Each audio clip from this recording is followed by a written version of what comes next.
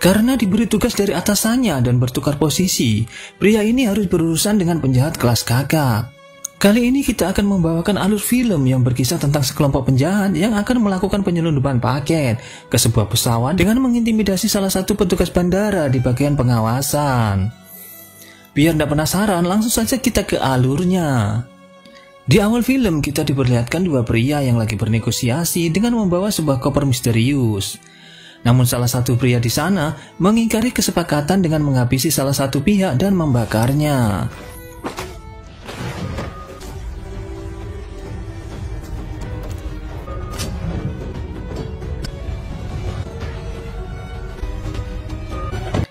Keesokan harinya polisi mendatangi tempat yang terbakar itu guna menyelidiki apa yang sebenarnya terjadi.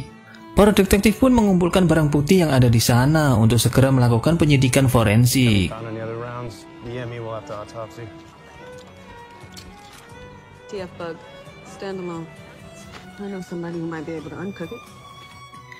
Scene berpindah di mana kita diperlihatkan dengan seorang pria yang memadu kasih dengan pasangannya. Ia bernama Ethan. Dia tinggal bersama istri yang sangat ia cintai, ditambah lagi sang istri juga mengandung anak pertamanya. Mereka berdua bekerja di sebuah bandara, istrinya sebagai staf kantor dan Ethan di bagian staf keamanan yang bertugas melakukan pengecekan bagasi yang di bagian gudang. Mengingat dia akan menjadi seorang ayah, lalu ia meminta kepada manajernya untuk menaikkan jabatannya. Karena Ethan yang terus memaksanya, akhirnya sang manajer memberikan kesempatan. Sebagai percobaan, dia ditugaskan menggantikan posisi temannya yang biasa bertugas sebagai staf aviation security. Mengingat Ethan adalah sahabat baiknya, temannya juga tak keberatan posisinya digantikan oleh Ethan. Hari itu dengan bahagianya, dia pun menuju meja kerja barunya. Tugasnya hanya duduk di depan mesin scanning X-ray dan memeriksa apa isi koper-koper para penumpang.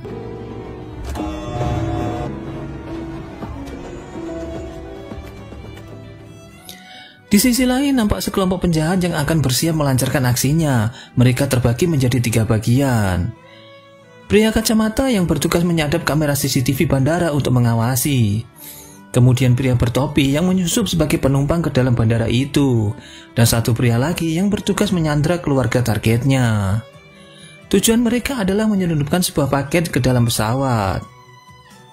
Ketika mereka ingin memulai aksinya, pria di dalam mobil menemukan sebuah masalah. Ternyata keluarga yang mereka culik untuk dijadikan sandera bukanlah keluarga dari staf bandara yang bekerja sebagai scanner hari itu. Dan hal itu terjadi karena posisinya yang telah digantikan oleh Ethan.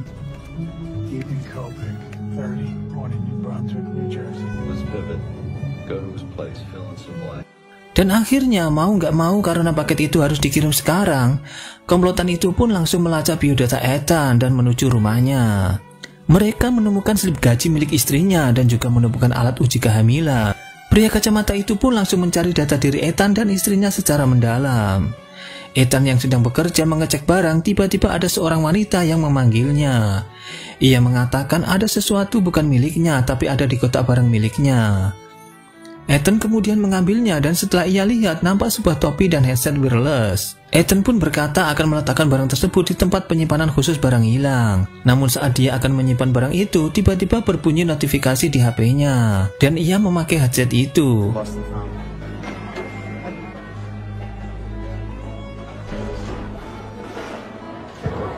One bag for one life. That's the deal. That's what's gonna happen. This is how it goes, Ethan. You are gonna make sure that his bag. Who are you? Hope I don't have to execute someone close to you to prove it. Dia sempat menduga bahwa itu adalah kejahilan temannya. Namun kenyataan berbeda. Dengan terpaksa kini dia harus melayani komunikasi dengan seseorang yang tidak ia kenal. Pria kacamata meminta Ethan untuk meloloskan sebuah koper yang nanti akan di-scan. Jika tidak menuruti, maka istri dan keluarga temannya akan menjadi taruhannya. Mengetahui ada yang tidak beres, ia pun melakukan panggilan ke polisi dengan sembunyi-sembunyi.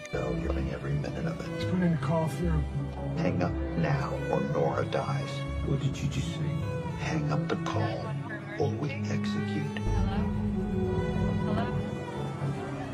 Namun hal itu diketahui oleh pria berkacamata lalu mengancamnya. Pria itu pun menyuruh Ethan meletakkan ponselnya di laci dan tak boleh mengambilnya lagi. Dengan hal itu membuat Ethan terlihat sangat panik karena dia mulai sadar bahwa sedang dalam bahaya. Pria kacamata pun memintanya untuk terlihat tenang karena ada manajer yang sedang mengawasinya.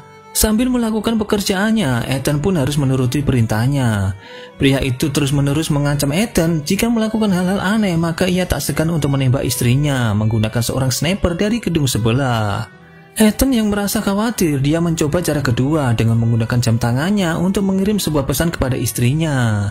Ia berharap istrinya membaca dan melaporkan ke manajer agar pihak keamanan bandara bisa membantunya secara diam-diam.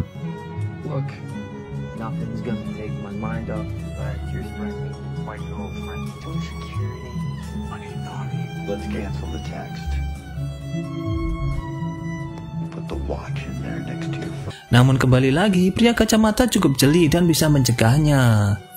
Ethan yang merasa curiga, ia mencoba mencari di mana komplotan itu. Pasti ada seseorang di sekitar mereka, namun ia tak menemukannya. Sementara itu, ia juga mencari-cari cara agar bisa memberitahu sang manajer. Dia melihat sebuah tas milik seorang dosen yang berisi banyak buku. Dan hal itu dimanfaatkan oleh si Ethan. Dia pura-pura mencurigai isi tas itu dan meminta paspor dan tiket dari sang dosen.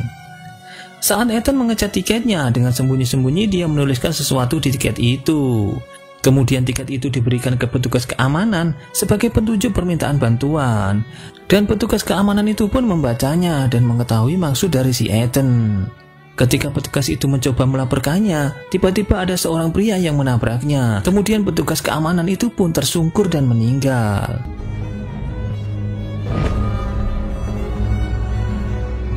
You want to know why, Ethan? There can be no lesson without consequences.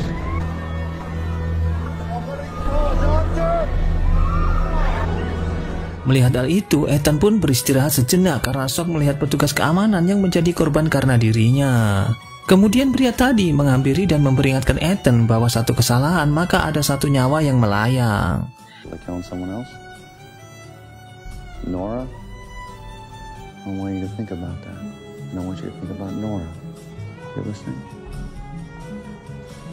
Pria itu juga berkata sebentar lagi akan ada seorang bertopi merah yang membawa kopernya untuk melewati mesin scanner. Dan Ethan pun mengetahui ciri fisik dari salah satu pelaku.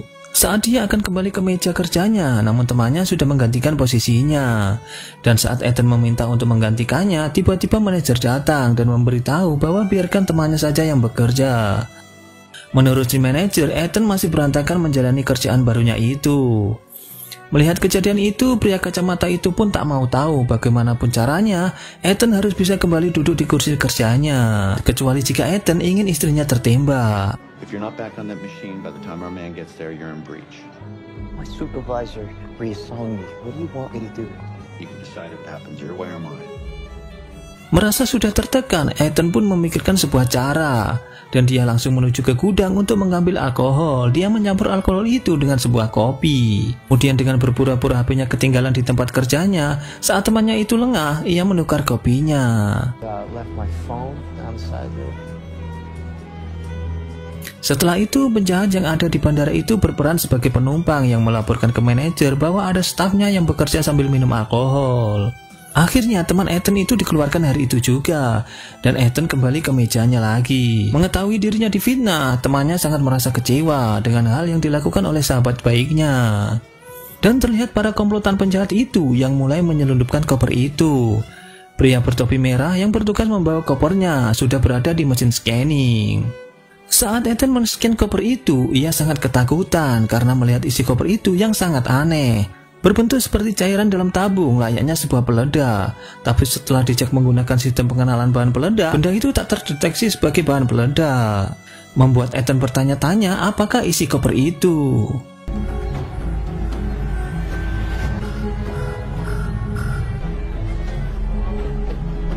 Scene berpindah di mana terlihat kepala polisi yang sedang melakukan penyelidikan tentang apa motif dibalik kebakaran dan dua korban di awal film tadi. Polisi mendapati ternyata korban adalah buronan dengan kasus penyelundupan senjata. Saat dia sedang searching sebuah nama di Google untuk mencari petunjuk, polisi itu malah melihat sebuah halaman yang menjelaskan sebuah cairan kimia yang merupakan senjata virus paling berbahaya dan belum ada penawarnya.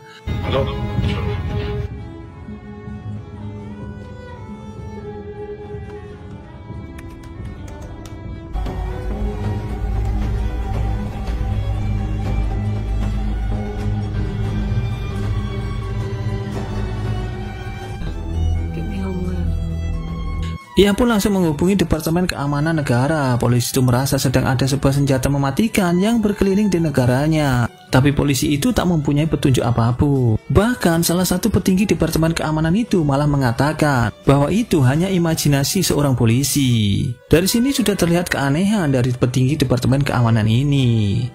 Tak lama kemudian, salah satu detektif polisi mengatakan bahwa dia mendapat data sekitar 3 jam lalu ada sebuah panggilan ke 911 dari seorang petugas bandara yang bernama Ethan. Namun tak ada informasi apapun. Kemudian di bandara yang sama juga ada petugas keamanan yang meninggal diduga karena serangan jantung. Polisi itu pun langsung menyuruh detektif untuk mencari hasil otopsi dari petugas keamanan yang gugur. Dan ternyata hasil otopsinya adalah sebuah goresan di tangannya yang mengandung racun pemicu jantung. Kemudian polisi itu pun langsung meminta maskapai tempat Ethan bekerja agar menghentikan semua aktivitas dan akan melakukan pengecekan. Para anak buah polisi itu pun langsung menuju ke bandara.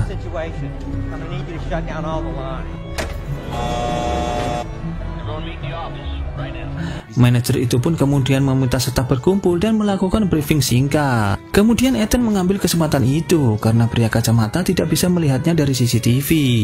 Namun pria kacamata tetap bisa mendengarnya, jadi Ethan harus berhati-hati.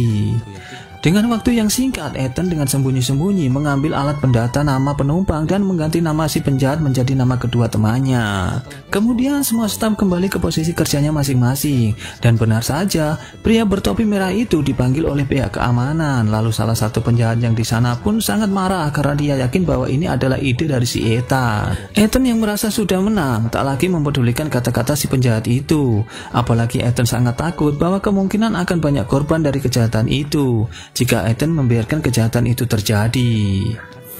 Kemudian dia melepas headsetnya dan langsung berlari ke tempat istrinya berada. Saat dia meminta istrinya sembunyi, malah istrinya gak mau dan banyak nanya, selayaknya wanita pada umumnya. Why? True? I don't understand.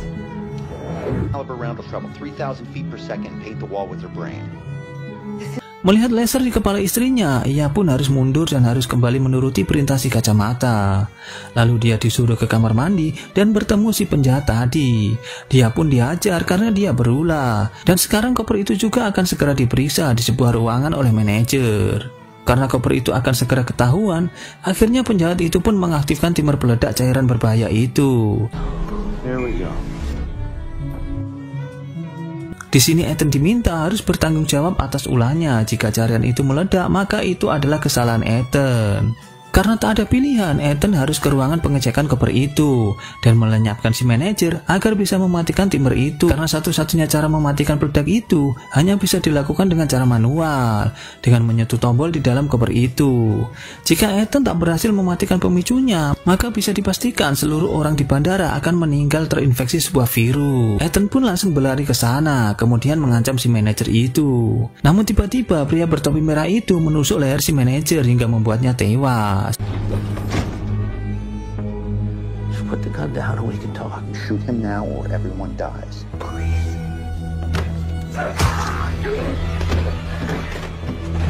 Melihat hal itu, Ethan marah kepada pria topi merah. Namun pria itu juga berkata bahwa dia terpaksa agar kakaknya yang sedang disandra bisa selamat.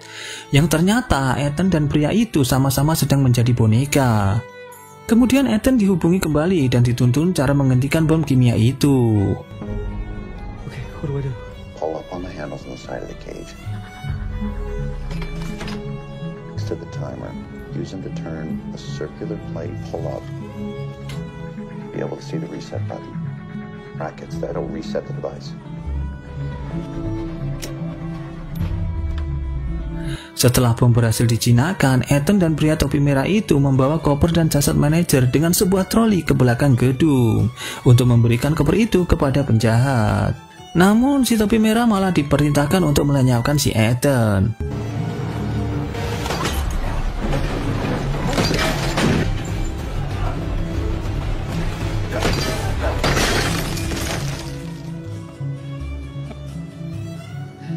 Karena tembakan yang meleset membuat peluru memantul dan mengenai pria itu. Melihat hal itu, pria kacamata itu pun langsung turun tangan dan memburu istri Ethan untuk memberinya pelajaran.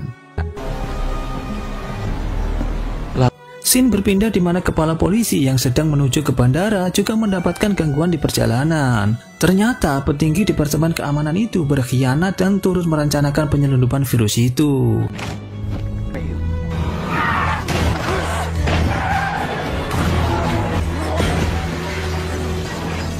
Mereka pun membuat kekacauan di tengah jalan, namun polisi yang berhasil selamat pun segera pergi ke bandara. Sesampainya di sana, polisi itu segera mencari Ethan, yang ternyata Ethan sedang berada di sisi lain dan sedang melakukan pelarian bersama istrinya dari kejaran pria kacamata.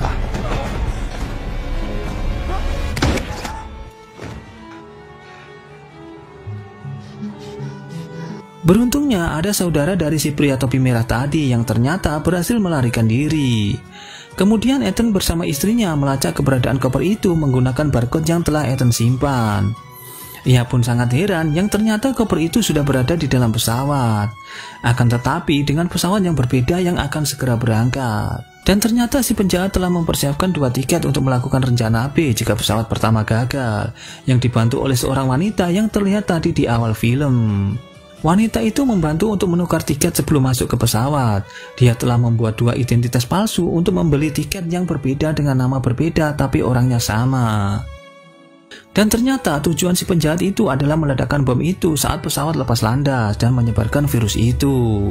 Istri Ethan pun memberitahu polisi itu. Setelah mendapat kabar, polisi itu pun langsung menghubungi pimpinan yang bertugas memberangkatkan pesawat itu agar dihentikan penerbangannya. Namun Ethan baru menyadari kalau bom itu hanya bisa dihentikan secara manual dengan tombol di dalam kopernya. Jika pesawat itu dihentikan, pasti si penjahat akan curiga dan langsung mengaktifkan timer peledaknya, yang akan membuat bom itu meledak di bawah dan semua orang di bandara akan terkena dampaknya. Akhirnya Ethan memiliki ide untuk menyusup ke pesawat itu dan mematikan bomnya secara manual saat pesawat sudah terbang. I defused it once. Do it again. I know what to do. Sementara itu istrinya mendatangi si Polwan untuk memberitahu rencananya. Namun si Polwan terlihat sedikit ngeyel dengan rencananya padahal dia gak tahu apa-apa. You can't ground that plane. I know what's on it. Tell your boyfriend to stay out of it. Ethan can disarm it without him knowing. It's the only way. Namun akhirnya si Polwan itu mengikuti rencananya. Allow 016 to take off.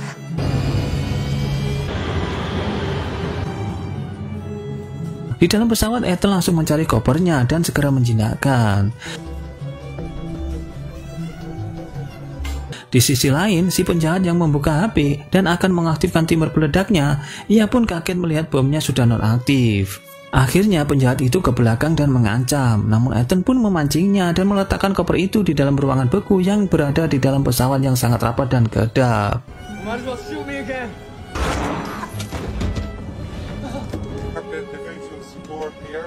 For your safety, we are returning.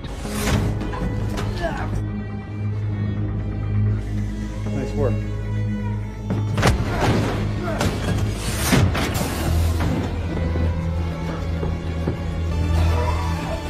Dan film pun selesai. Terima kasih sudah menonton. Saya doakan banyak rezeki.